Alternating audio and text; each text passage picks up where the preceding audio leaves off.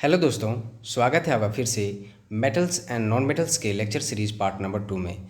दोस्तों, previous lecture में हम लोगों ने मेटल्स और नॉन मेटल्स के फिजिकल प्रॉपर्टीज़ के बारे में सीखा था, जैसे कि वो लस्ट्रस और सोनरस क्यों होते हैं, वो डक्टाइल और मेलेबल क्यों होते हैं, उनके अंदर से हीट और इलेक्ट्रिसिटी किस तरह से पास होती है। वहीं दूसरी ओर नॉन मेटल्स में ये सारे गुण नहीं पाए जाते थे। आज हम लोग इन्हीं मेटल्स और नॉन मेटल्स की केमिकल प्रॉपर्टीज़ के ऊपर चर्चा करने वाले हैं। बहुत तरह तरह के केमिकल रिएक्शंस देखेंगे और बहुत सारे सवालों का भी जवाब हम लोग ढूंढने की कोशिश करेंगे। आइए समझते हैं इन सारी चीज़ों को। हम लोग मेटल्स और नॉन मेटल्स की केमिकल प्रॉपर्टीज़ को 5 कैटेगरी में बांटकर पढ़ेंगे और सभी के कैटेगरी में अलग अलग जो फैक्ट्स हैं उन्हें समझने की कोशिश करेंगे। सबसे पहले हम लोग एयर से रिएक्शन देखने वाले हैं। हम लोग अलग अलग तरह के वाटर लेंगे, हॉट वाटर, कोल्ड वाटर और स्टीम भी लेंगे हम लोग, और उसमें फिर रिएक्शन किस तरह से होती है और क्यों होती है उसे भी देखने वाले हैं। एसिड से किस तरह से रिएक्शन होता है मेटल्स और नॉन मेटल्स का, उसे देखेंगे। बेसिस से किस तरह से रिएक्ट करते हैं वो उसे देखेंगे, और सबसे इम्पॉर्टेंट वो अदर मेटल सॉल्ट से किस तरह से रिएक्ट करते हैं उसे भी हम लोग देखने वाले हैं। इन सारे रिएक्शंस को समझने के लिए हमें मेटल्स की रिएक्टिविटी सीरीज़ को, रिएक्टिविटी ऑर्डर को समझना पड़ेगा। आइए समझते हैं रिएक्टिविटी सीरीज़ क्या कहती है। जब जब अलग अलग मेटल्स को उनके रिएक्टिविटी के आधार पर घटते या बढ़ते क्रम में अरेंज किया जाता है तो हमें एक सीरीज प्राप्त होती है जिसे रिएक्टिविटी सीरीज ऑफ मेटल्स कहा जाता है। इस सीरीज़ को समझना, इसका एनालिसिस करना हर एक स्टूडेंट के लिए काफ़ी इंपॉर्टेंट हो जाता है, खासकर केमिस्ट्री स्टूडेंट के लिए, क्योंकि इससे आप बहुत सारे सवालों का जवाब प्राप्त कर सकते हैं। इस सीरीज़ में आप पाएंगे कि सबसे जो मोस्ट रिएक्टिव मेटल है उसे सबसे ऊपर रखा जाता है, और जो सबसे लीस्ट रिएक्टिव मेटल होता है उसे सबसे नीचे रखा जाता है। गोल्ड के बाद हमारे पास प्लेटिनम सबसे लीस्ट रिएक्टिव मेटल है।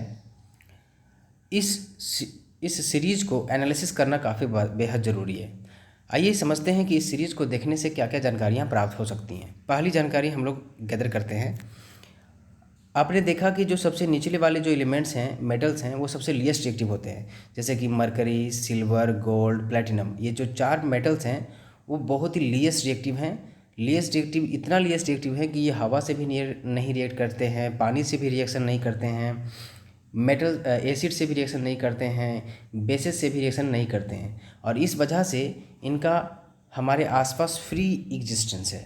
ये स्वतंत्र अवस्था में पाए जाते हैं, ये किसी दूसरे रूपों में पाए नहीं जाते हैं। जैसे कि कार्बन जो हमारा, वो कार्बन डाइऑक्साइड के रूप में पाया जाता है।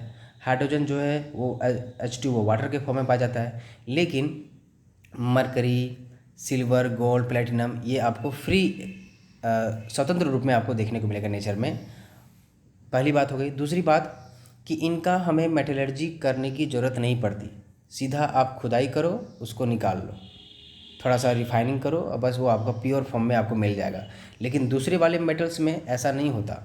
दूसरे वाले मेटल्स में हमें बहुत सारे मेटलर्जिकल प्रोसेस से होकर गुजरना पड़ता है, तब वो मेटल आप एक्सट्रैक्ट कर पाएंगे, उसे प्राप्त कर पाएंगे।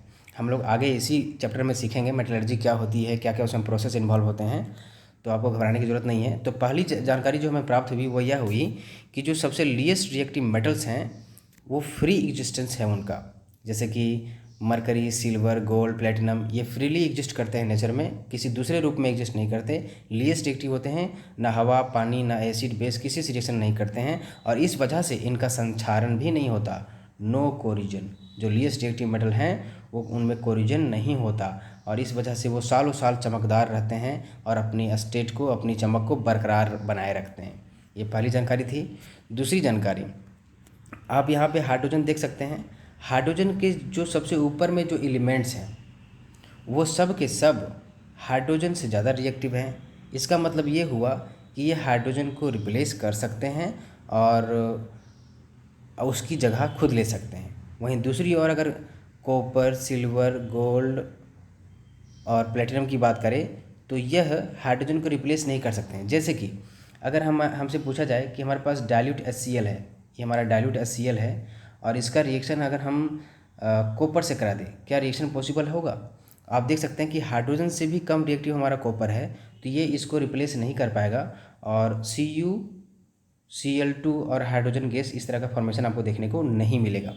वहीं अगर इसी HCl का रिएक्शन हम लोग जिंक से करवा दें तो क्या ये रिएक्शन पॉसिबल है? आप देख सकते हैं कि जिंक जो है वो यहाँ पर है और हाइड्रोजन यहाँ पर है। जो सबसे ऊपर में रहेगा वो सबसे ज़्यादा रिएक्टिव है और जो नीचे में है वो सबसे लीस्ट रिएक्टिव है। तो जिंक सबसे मतलब हाइड्रोजन से ऊपर में है, मतलब ये इसको रिप्लेस कर सकता है और इस तरह से आपको ZnCl2 और हाइड्रोजन गैस देखने को मिलता है। ये रिएक्शन हमारा पॉसिबल है। तो दूसरी जानकारी आपने क्या सीखी कि जो सबसे ऊपर में मेटल है वो दूसरे वाले मेटल को रिप्लेस कर सकता है उसके सॉल्ट सॉल्यूशन से।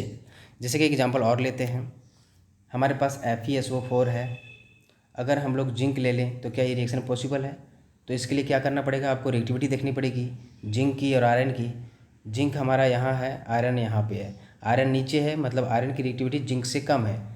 जिंक मतलब ज़्यादा रिएक्टिव है, मतलब इसको रिप्लेस कर सकता है, इसलिए यह इस मेटल सॉल्ट से इसी मेटल को रिप्लेस करके अपनी जगह ले लिया उसका, और ZnSO4 बन गया और साथ में हमें आयरन अलग देखने को मिलता है। और यही वजह है कि जो फेरस सल्फेट का सॉल्यूशन है वो आपको बदला हुआ नज़र आएगा। जब उसमें जिंक के कुछ टुकड़े डाल देंगे तो उसका सॉल्यूशन का कलर चेंज हो जाएगा। उसी तरह से अगर हम लोग कॉपर सल्फेट का सॉल्यूशन ले लें, उसमें आयरन डाल दें, तो क्या रिएक्शन पॉसिबल है, क्या कलर चेंज होंगे? तो आप फिर से क्या करेंगे, आयरन और कॉपर की रिएक्टिविटी जांच करेंगे कि दोनों में कौन ज़्यादा रिएक्टिव है। तो ये हमारा आयरन है और ये हमारा कॉपर है। तो आयरन चूँकि ऊपर है कॉपर से, इसलिए आयरन इस कॉपर को रिप्लेस कर सकता है, तो ये आयरन इसकी जगह पे ले लेगा और FeSO4 बन जाएगा और साथ में कॉपर बाहर आ जाएगा। इस वजह से जो कॉपर सल्फेट का ब्लू सॉल्यूशन है वो गायब होने लगेगा और FeSO4 के सॉल्यूशन के बनने की वजह से ऐसा होता है। तो ये चीज़ हम लोगों ने सीखा। तो दो चीज़ें हम लोगों ने अभी तक सीखी कि सबसे लीस्ट रिएक्टिव मेटल ये हैं, फ्री रेजिस्टेंस है, कोरिजन नहीं होता है। दूसरा कि हाइड्रोजन से ऊपर वाले जितने भी रहेंगे वो ज़्यादा रिएक्टिव हैं, ऑब्वियस है हाइड्रोजन से ज़्यादा रिएक्टिव हैं, इसलिए उनको ये रिप्लेस कर देंगे। लेकिन नीचे वाले जो रहेंगे हाइड्रोजन से मेटल्स, वो उसको रिप्लेस नहीं कर पाएंगे।